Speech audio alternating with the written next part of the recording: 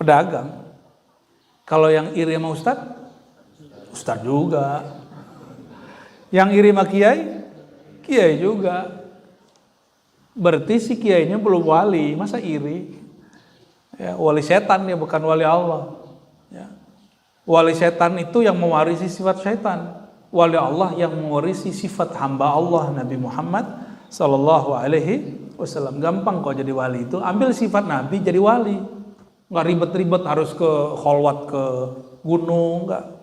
Itu bertapa namanya, lain lagi tuh. Mau dapat wangsit tuh.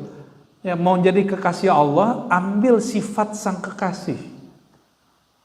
Kita sering diajarkan dari kecil yang disebut 4 sifat Nabi, ambil aja itu, cukup.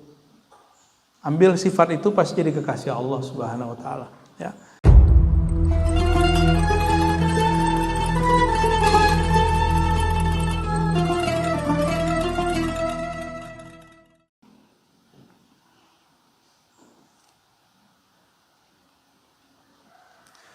Coba ayatnya menyebutkan orang-orang yang mengingat Allah dalam keadaan berdiri, duduk, dan berbaring. Kalau mengingat berarti ada rupa dong. Ya, Allah ada rupa nggak? Kalau mengingat ada tempat, tanggal, dan waktu. Dan semua itu nggak berlaku kepada Allah SWT. Kenapa? Yang kita ingat pakai otak itu mesti ada ruang, waktu, tanggal. Karena otak ini berpikir hanya untuk materi. Materi itu ada hukum di situ, hukum waktu, hukum tempat, hukum masa. Allah itu mengatakan anad dahru, akulah sang waktu, sang masa, sang pencipta, pengendali waktu. Aku tidak dikuasai waktu. Kalau kita kan tunduk pada hukum waktu, kalau Allah tidak. Maka mengingat Allah, sebelum ada alam, sebelum ada waktu ini, Allah sudah ada, benar nggak? Maka mengingat Allah pakai apa? Kalbu masih ada waktunya. Maka mengingat Allah itu ada tahapan-tahapan. Ada mengingat Allah pakai lisan. Ini masih butuh waktu dan angka. Jadi angka 10, 25, 33, 100, 1000, 70.000. Itu angka-angka untuk alam ini. Lisan ataupun kolbu sama. Allah perlu angka nggak? Allah nggak perlu angka, tapi kita perlu angka nggak? Kita perlu angka. Jadi hari ini banyak yang gagal paham, lalu zikir ke Allah kok pakai angka? Allahnya tidak perlu angka, sedangkan si hamba memerlukan angka. Dan ini dicontohkan oleh baginda Nabi Muhammad SAW. Maka beliau zikir ba'da sholat berapa? 33 subhanallah, 33 alhamdulillah, 33 la ilaha illallahnya 100, la ilaha illallah syarika lahul mulku lahul yuhyi wa yumiit. Itu aja pada dikerjain tiap hari, ya. Sholawat 100, istighfar 100, dikerjain terus subhanallah bihamdi subhanallah 100, pagi sore pagi sore pagi sore, dan rasakan dahsyatnya. Cuma kita kan nggak mau istiqomah, maunya cuma kerja istiqomah cari duit, tapi nggak mau zikir yang istiqomah. Kalau orang istiqomah bekerja beberapa tahun bisa beli rumah, bisa beli mobil, benar nggak? Kenapa kita belum mampu membeli aset rohani? Karena kita tidak rutin bekerja secara rohani, yaitu zikrullah. Jadi kerja rohani itu zikrullah.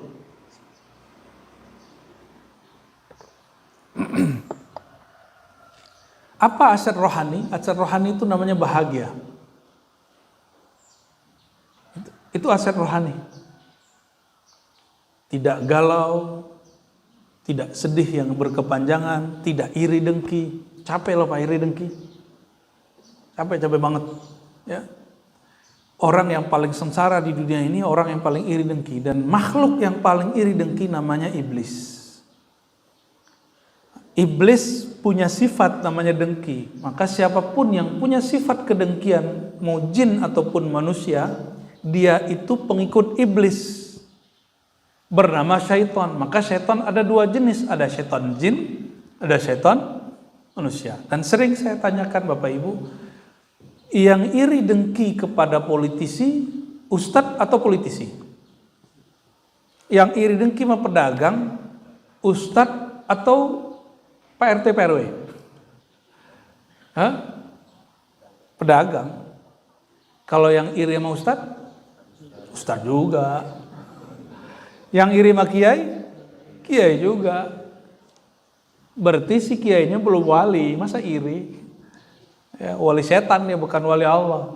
Ya. Wali setan itu yang mewarisi sifat setan. Wali Allah yang mewarisi sifat hamba Allah Nabi Muhammad Sallallahu Alaihi Wasallam. Gampang kok jadi wali itu. Ambil sifat Nabi jadi wali. Nggak ribet-ribet harus ke kholwat ke gunung, nggak. Itu bertapa namanya, lain lagi tuh. Mau dapat wangsit tuh. Ya, mau jadi kekasih Allah, ambil sifat sang kekasih. Kita sering diajarkan dari kecil yang disebut 4 sifat Nabi. Ambil aja itu, cukup. Ambil sifat itu pasti jadi kekasih Allah Subhanahu wa taala, ya. Ayat berikut, afala yanzuruna ilal ibli kaifa khuliqat wa ilas samai kaifa rufi'at. Apakah mereka tidak yanzurun? Tidak yanzur. Yanzur itu bisa berarti menunggu, bisa berarti memperhatikan. Apakah mereka tidak menunggu? Nah, maksudnya melihat, mengamati dengan dalam, ilal ibil, kepada ibil. Ibil itu onta, tapi juga berarti awan yang gendut kayak onta. Yang nyimpen ibil itu Bapak Ibu, onta. Kenapa onta ini disamakan dengan awan? Karena onta itu di padang pasir nyimpan air. Awan nyimpan air enggak? Awan nyimpan air? Nah, maka beberapa ulama mengartikan ibil ini bukan camel, tapi awan yang sudah mulai gelap, ya. Atau bahasa lainnya muzn, ya. Kaifa khuliqat, bagaimana cara Allah menciptanya, ya. Tapi kalau saya lebih tertarik menerjemahkan onta aja, karena onta itu unik, satu-satunya hewan di alam semesta yang sanggup bertahan di padang pasir. Benar nggak? Ya, itulah ibil. Ya, bagaimana dia tercipta? Dan ternyata sudah ada beberapa buku yang menulis tentang secret of camel. Ya, rahasia daripada onta. Dan sudah ada judulnya macam-macam, ya. Ada yang jurnal, ada yang menarik sekali. Itu onta. Jadi kalau mau menang perang di Arab dulu mesti punya onta. Punya kuda nggak cukup. Punya kuda hanya mampu untuk perperangan di padang luas. Kalau untuk jalan panjang nggak bisa. Ya, mati tengah jalan ontanya, apa kudanya. Walas sama'i kaifa rufi'at. Yang paling kecil onta, paling tinggi langit. Bagaimana langit diangkat? Mohon maaf Bapak Ibu, ini langit-langit rumah, benar nggak? Langit-langit masjid. Adakah langit-langit masjid tanpa tiang? Coba lihat langit. Adakah itu bulan runtuh jatuh ke bumi? Enggak kan? Enggak ada kan? Yang ada cuma kalau karena ada putaran, lalu meteor-meteor ketarik karena gravitasi. Tapi enggak ada. Benda-benda di alam itu Allah ciptakan tanpa perlu ada tiang. Kenapa? Karena dia bergerak. Karena dia bergerak. Coba bergeraknya gimana? Dia muter nggak? Itu tawaf. Maka gerakan tawaf persis seperti gerak alam. Apa maksudnya? Kamu tidak akan jatuh, kamu tidak akan gagal kalau kamu terus bergerak. Maka jika ada orang tidak mengikuti gerak alam, disitulah dia gagal. Itu sebabnya baginda Nabi Muhammad SAW selalu berdoa, Allahumma a'udzubika minal ajzi wal kasal. Ya Allah, lindungi aku dari 2 karakter jahat, karakter buruk, yaitu lemah, merasa lemah, wal kasal, dan pemalas. Maka rumusnya sederhana, orang akan jatuh jika dia tidak bergerak. Begitu juga kolbunya akan hancur jatuh jika kolbunya tidak bergerak dengan zikrullah. Ya. Pikirannya akan jatuh jika dia tidak mikir. Ya, rumahnya disita bank kalau dia tidak kerja. gitu. Sama, harus gerak terus. Apa aja dia mesti gerak. Dan kerja nggak mesti jadi karyawan, kerja nggak mesti jadi PNS, kerja nggak mesti apa. Sekarang kerja itu banyak. Mentok-mentok orang bisa main online, betul toh? Jadi nggak ada namanya hari ini pengangguran, harusnya. Ya, dulu yang punya apa? Satu perusahaan di Jiran itu ngejekin Gojek, Grab, apa kata dia? Itu cuma negara miskin, negara berkembang yang punya Gojek. Sekarang orang tahu sahamnya Gojek itu termasuk besar. Maka Nadiem Makarim itu salah satu orang paling kaya di Indonesia. Berkah dia, hampir nggak ada pengangguran. Karena orang mentok-mentok bisa main online. Ya. Dan dia bisa buat bank sekarang ya. Bank apa namanya? Bukan. Ada banknya di itu. Saya lupa tuh ada banknya di situ. Ya, bukan GoPay-nya. Kita sekarang kemana-mana. Saya sering ketinggalan dompet Pak, kemana-mana. Itu cukup bawa GoPay, jadi bisa bayar. Ya, GoPay atau Grab itu ya, kita bisa bayar. OVO apa namanya? Ya. Jadi sekarang duit itu, dulu guru saya ngomong tahun berapa dulu, sebelum tahun 2000, duit itu nanti nggak fisik. Kamu tempel-tempelin barang kebayar. Gimana maksudnya? Guru kita udah dikasih visi oleh Allah jauh sebelum itu ada. Ya, dulu nanti kamu kalau belanja apa aja nggak perlu bawa duit cash. Ya. Duit itu nanti gaib katanya. Cukup bawa barang tertentu nanti kamu selesai. Oh sekarang itu maksudnya. Ya. Wa qala ta'ala ya. Wal ardi kaifa sutihat, bumi bagaimana dia dihamparkan, fadzakir innama anta mudzakir ya. Maka berilah peringatan, tugasmu hanya mengingatkan, tidak boleh maksa.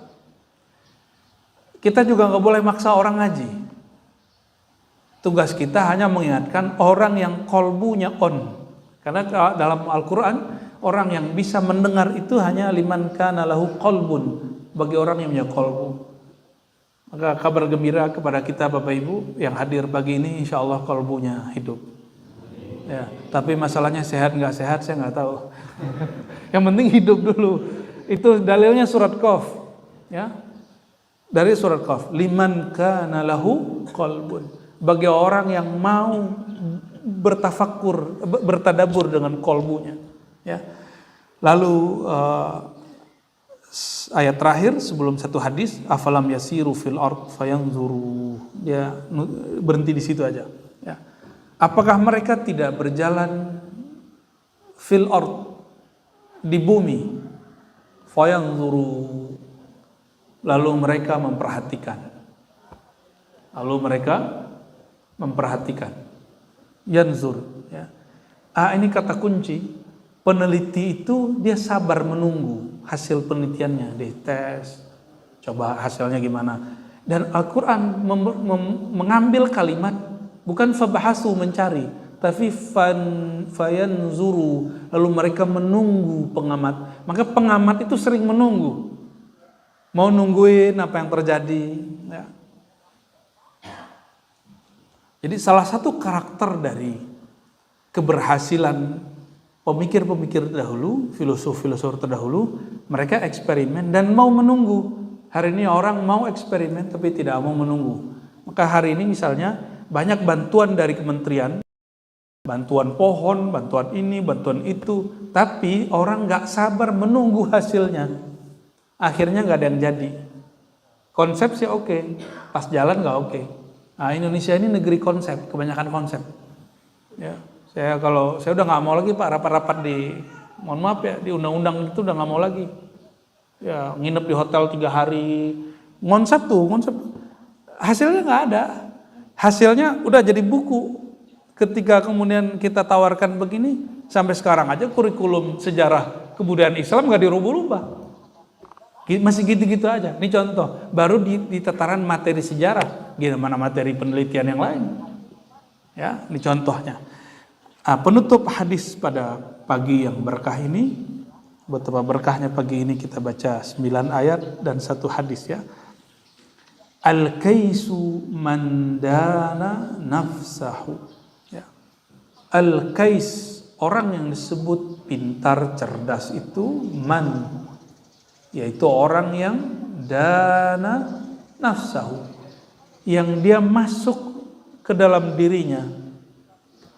Apa maksudnya? Dia memandang ke dalam dirinya, nggak sibuk memandang orang lain.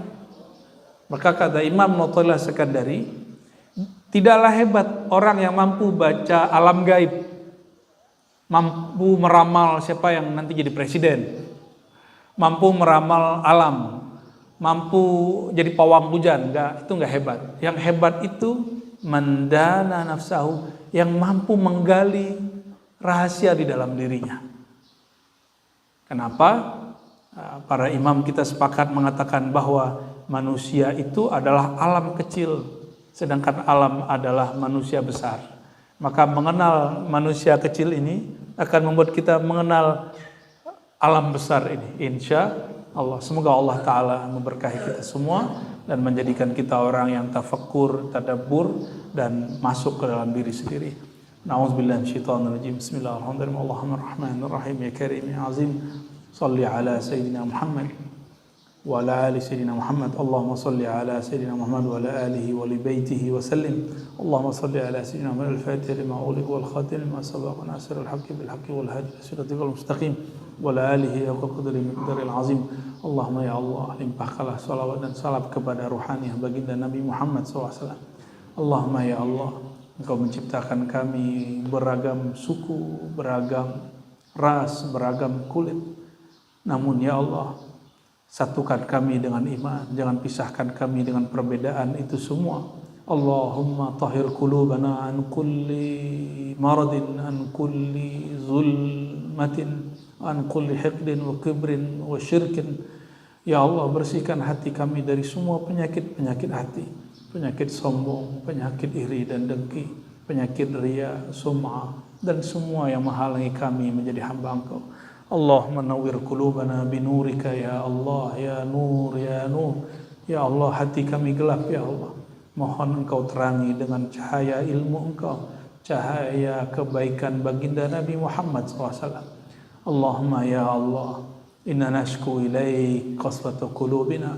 Ya Allah, kami mengadukan kepada Engkau kerasnya hati kami, kurangnya khusyuk salat kami. Allahumma ya Allah, imla qulubana bil hub, imla qulubana bil ma'rifah. Ya Allah, penuhi kalbu kami dengan cinta dan kenal kepada Engkau, kenal kepada baginda Nabi Muhammad SAW. Warzuqna hubbaka wa hubba man yuhibbuk.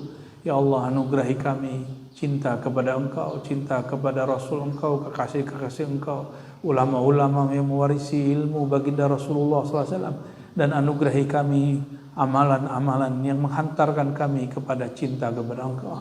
Allahumma arhamna warham ahlana wa zurriyatina. Ya Allah, berkahi kami, guru-guru kami, orang tua kami, keluarga kami, pasangan kami, anak-anak kami. Waj'alna wa iyyahum minan najin was salihin. Jadikan kami terbebas dari semua keburukan, terutama kemurkaan Engkau, dan jadikan kami ya Allah min ahlil jannah, ahli-ahli surga yang bertemu baginda Nabi Muhammad sallallahu alaihi wasallam.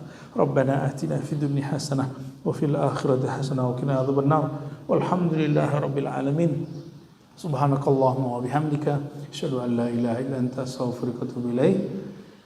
Assalamualaikum warahmatullahi wabarakatuh.